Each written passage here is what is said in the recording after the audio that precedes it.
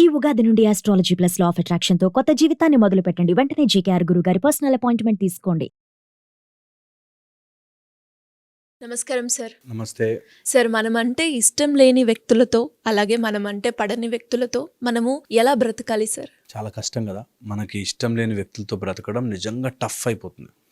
కొంత తప్పించుకోలేం, ఒక స్టేజ్ వచ్చాక ఇంకా వాళ్ళు ఇష్టం లేకపోయినా భరించాలి. పిల్లల కోసమో లేకపోతే సొసైటీ కోసమో, కొంత ఆఫీసుల్లో అట్లా వాడి ఇష్టం ఉండడు కానీ తప్పదు, వాళ్ళతోనే ఉండాలి. అన్అవాయిడబుల్ సిచ్యువేషన్స్లో బ్రతకాల్సి వస్తుంది. ఒకవేళ ఇట్లా ఉంటే ఒక fantastic concept living with the tough friends అని. వాళ్ళు యాక్చువల్గా మన ఫ్రెండ్స్. ఓకే, ఎందుకంటున్నా అంటే వాళ్ళు మనకి చాలా నేర్పిస్తారు. ఓకే, ఎప్పుడైతే శత్రువు దగ్గరే ఉంటాడో మనం చాలా చురుకుగా పనిచేస్తాం. ఎక్కడో ఉన్నాడు శత్రువు అనుకో, మనం యాక్చువల్గా నిద్రపోతుంటాం. సో ఎప్పుడైతే టఫ్ పీపుల్ మన దగ్గర ఉండి వారు మనని టార్చర్ పెట్టేవాళ్ళు, ఇష్టం లేని వాళ్ళు మన దగ్గర ఉంటే మనం చురుకుగా మారాలి. చాలామందికి తెలియక వాళ్ళు స్ట్రాంగ్గా మారలేక అండ్ ఎప్పుడు తిట్టుకుంటూ వీడి లైఫ్ వేస్ట్ చేసుకుంటాడు. సో ఎలాగో తప్పించుకోలేము అనే సిచ్యువేషన్లో ఉంటే, ఎలాగో ఇంకా వదిలించుకోలేము అనే సిచ్యువేషన్లో ఉంటే గ్రో ఆన్ ఇట్. ఓకే, ఎలా గ్రో అవ్వాలి అంటే ఒక ఒక ఒక చెట్టు యొక్క స్మాల్ విత్తనము ఎక్కడో అలా ఎగిరి ఒక గోడ మీద పడి అక్కడ కూడా మొలుస్తుంది. అలాగా you have to grow on tough circumstances. పెరగాలి అంటే వెరీ వెరీ ఇంపార్టెంట్. టఫ్ పీపుల్ని డీల్ చేయాలంటే ఫస్ట్ నువ్వు ఎదగడం రావాలి. ఎప్పుడైతే నీ మైండ్ సెట్ గ్రో అవుతుంది అనే మైండ్ సెట్లోకి వెళతామో అప్పుడు వీళ్ళంతా చిన్న పిల్లల్లా కనిపిస్తారు. Anyone who is tough, anyone మనకి టార్చర్ పెట్టేటోళ్ళు, లేకపోతే బాగా ప్రతిదానికి గొడవ పెట్టి కంప్లైంట్ చేసి ఇరిటేట్ చేసేవాళ్ళు ఉంటే వాళ్ళ కళ్ళ ముందు మనం ఎదగడం is the biggest punishment you can give it to them. Okay, so అది నెంబర్ 1. మనము పర్సనల్గా ఎదగాలి. అది ఫిజికల్గా, మెంటల్గా, ఎమోషనల్గా, ఫైనాన్షియల్గా, ఈ 4 రూపాల్లోనూ ఎదగడం రావాలి. ప్రతి వ్యక్తి సిచ్యువేషన్ ఏదైనా కానీ నేను ఎదుగుతాను, let the world look at me అనేది నేర్చుకుని తీరాలి కంపల్సరీగా. ఓకే, ఎదగాలి. సెకండ్ వచ్చేసి there is a method to deal with such people. ఎవరైనా మనకు టఫ్ టార్చర్ పెడుతున్నారు, ఊరికి ఇరిటేట్ చేస్తున్నారు, ఇట్లాంటి వాళ్ళు ఉంటే వాళ్ళని డీల్ చేయడం రావాలి. కొంత వాళ్ళకి ఎమోషనల్ డీలింగ్ అవసరం, కొంత స్ట్రిక్ట్గా ఫైట్ చేసే డీలింగ్ అవసరం. వీళ్ళందరూ ఎలా ఉంటారంటే మనం బెండ్ చేయలేము, ఇంకా వీడిని మార్చలేము అనే స్టేజ్ వచ్చినప్పుడు తగ్గడం స్టార్ట్ అవుతుంది.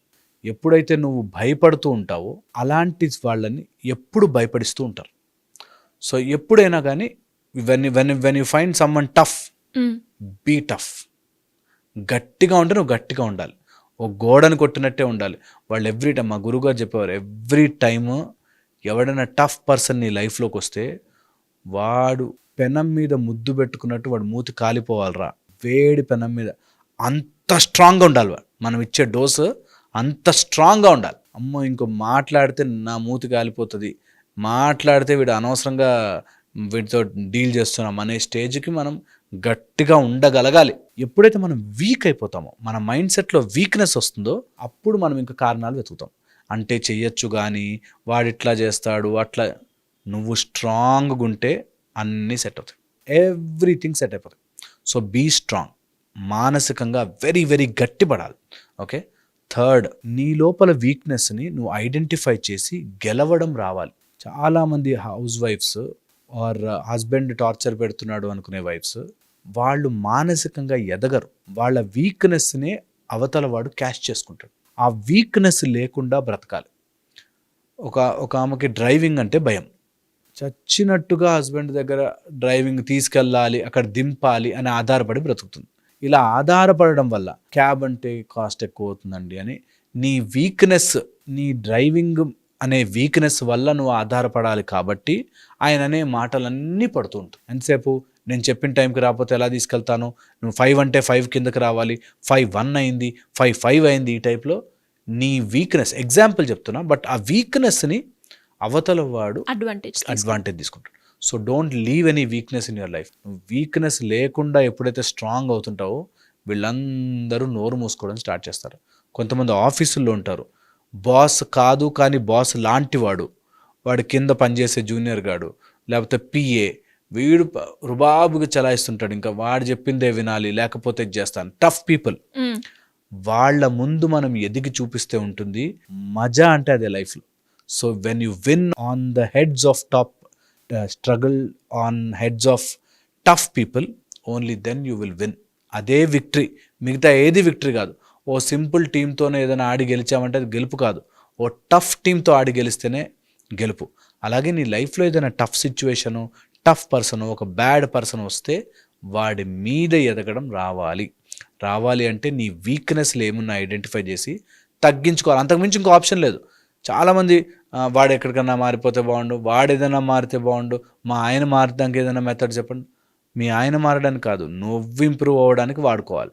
ఏదైనా సరే నువ్వు ఇంప్రూవ్ అవ్వడానికే వాడుకోవాలి. సముద్రం అలం వస్తుంది అంటే ఈత కొట్టడం రావాలి, నువ్వు స్ట్రాంగ్ అవ్వాలి, అంతే మెథడ్. దాన్ని మించిన మెథడే లేదు. So you grow stronger. Okay, ఇక వీటన్నిటితో పాటు ఎవరైనా సరే ఒక గేమ్ ఉంటుంది అన్నమాట. వెన్ సమ్మన్ షౌట్స్ నువ్వు సైలెంట్గా ఉండాలి. వెన్ సమ్మన్ షౌట్స్ నువ్వు సైలెంట్గా ఉండాలి. 5-10 minutes తర్వాత వీడు షౌట్ తగ్గిపోతుంది. Okay, then you talk. ఇది రూల్. ఇది గుర్తుపెట్టుకోవాలి. ఎవరిని అరుస్తున్నారు, you be silent, be good. వాడు ఎంత దుర్మార్గంగా ప్రవర్తిస్తే నువ్వు అంత ప్రేమతో ఉండాలి. ఈ రూల్ ఎప్పుడూ పనిచేస్తుంది. ఇంట్రెస్టింగ్. ఎప్పుడు పనిచేస్తుంది రూల్. వాడు ఎంత రాంగ్ మాట్లాడుతుంటే నువ్వు అంత హుందాగా మాట్లాడాలి. ఎంత తప్పుగా బిహేవ్ చేస్తావు అంత హుందాగా. అసలు మాట్లాడలేడు తెలుసా, నువ్వు ఇట్లాంటి దానివే, నువ్వు అట్లాంటి వాడివే, నువ్వు ఇట్లాంటి థ్యాంక్ యూ సారీ. మీరు తెలుసా, వాడు నోరు మూసేసుకుంటారు. It will work like magic always. ఎందుకంటే వాళ్ళు ఈగో కోసం ఫైట్ చేస్తుంటారు. ఆ ఈగో సాటిస్ఫై చేయడానికి, ఆ ఈగో మనం ఎంకరేజ్ చేయకూడదు. నీ ఈగో నా దగ్గర ఉంది కాదు, లేదు కాదు, నీ ఈగోతో నాకు పని లేదు. ఎంత బాగా పనిచేస్తుంది sir method. This has been tested. స్కూల్స్లో, కాలేజెస్లో బుల్లింగ్ జరిగినప్పుడు డోంట్ యాడ్ నన్ను అంటావా అలాగా, నన్ను ఇలా అంటావా, నన్ను ఇలా చేస్తావా. Don't fight. వాడు ఏమన్నా ఇంత దరిద్రంగా ఉన్నావేంద్రా, నువ్వు ఇట్లాంటి వాడు అట్లా, sorry thank you, this will help. మీరు ఎక్కడైనా ట్రై చేసి చూడండి. బ్రిటిష్ వాడు ఇచ్చిన 2 పదాలు ఏమన్నా గొప్పవి అంటే సారీ థ్యాంక్ యూ అంటారు. సో అట్లాగా 2 వెరీ వెరీ ఇంపార్టెంట్ పదాలు. Someone who is behaving rude to us, fight చేయగలిగితే వెరీ గుడ్. ఇంకొక స్టేజ్ వచ్చాక చెయ్యలేము ఆర్ మాట్లాడలేము అన్నప్పుడు ఈ మెథడ్ ఫాలో అయ్యి చూడండి. Very you just don't respond. ఇలా కొట్టడానికి ట్రై చేశాడు, గాలిలోనే ఎంతసేపు కొడతాడు, కొట్టలేడు గాలిలో. నువ్వు కొట్టేటప్పుడు చంప అందిస్తుంటేనే వాడికి ఎంజాయ్మెంట్ వస్తుంది. సో చంప అందించద్దు, దూరమే. అంటే వాడు మాటలతో నిన్ను కొట్టడానికి ట్రై చేస్తుంటే నువ్వు రెస్పాండ్ అవుతుంటే నువ్వు చంప అందించినట్టు. Don't respond at all. Non response. ఇక్కడ లోపల బాధపడిపోతూ బయటకు మాత్రం నేనేం అనుకోను అని ఇంట్లో లోపల కూర్చుని ఏడిస్తే కాదు, ఇక్కడ నుంచి కట్ చేసేయాలి. ఎప్పుడైతే మైండ్లోంచి ఒక పర్సన్ని కట్ చేసేస్తామో యూ సీ లైఫ్ మజా వస్తుంది. ఇది అందరూ నేర్చుకోవాలి. అండ్ ఎంత క్విక్గా ఈ అలవాటు చేసుకుంటే మైండ్లోంచి పబ్లిక్ని కట్, వీడు నా లైఫ్లోకి వద్దు అంటే కట్ అని మైండ్లో కట్ చేసేస్తే ఆ మనిషి ఉన్న నాన్ ఎగ్జిస్టింగ్ వాడు ఒక రోజు పెనిట్రేట్ అవుతాడు, 2 రోజులు గుచ్చుతాడు, 3 రోజులు అంటాడు, 4 రోజుల తర్వాత వాడే సైలెంట్ అయిపోతాడు.